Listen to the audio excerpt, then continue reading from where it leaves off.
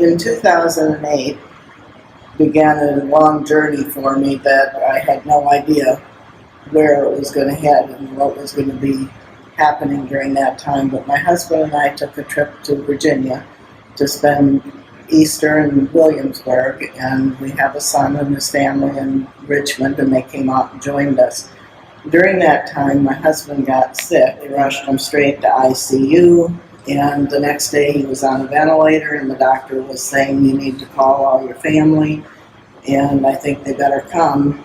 And so not only did my children arrive, but that was a journey that led us through several weeks in ICU, and the day arriving that we had to Texas. But at that point, my husband was in a wheelchair, and we had a long road ahead of us. Here after we were home, there was steady improvement. And also, my parents had retired and lived in Arizona, but they were reaching a point because my mother had been diagnosed with dementia, and my father was having more trouble taking care of her and the house, and decided it was time for them to move into some kind of facility. But since they were in Arizona all alone, us kids talked it over and felt like we should encourage them to move near one of us. And my parents ended up moving to Texas, and they were living in Frisco. So they were here during this time, struggling through Ralph's last couple of years. Then suddenly my husband died at a point that we thought everything was just kind of on the upswing, and it was quite a shock. But after that, my mother started going downhill really fast, and Dad could no longer take care of her in their independent living place, and she had to be put into a facility. And so I spent a lot of time with her, and also helping my dad through that, because they were in their late 80s at this point. And then my mom died with just about a year after my husband.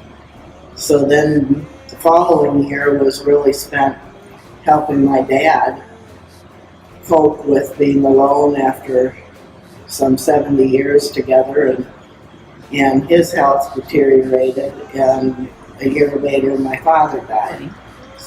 It might help to know a little bit about me and my background. And I raised 5 children, and they've all turned out successfully as adults. And my oldest went to college the year my youngest started kindergarten. So that was a lot of years of teaching children and being in charge of family. Came time that I was faced with the health situations that arose in my family, and friends started trying to encourage me to get a Stephen minister.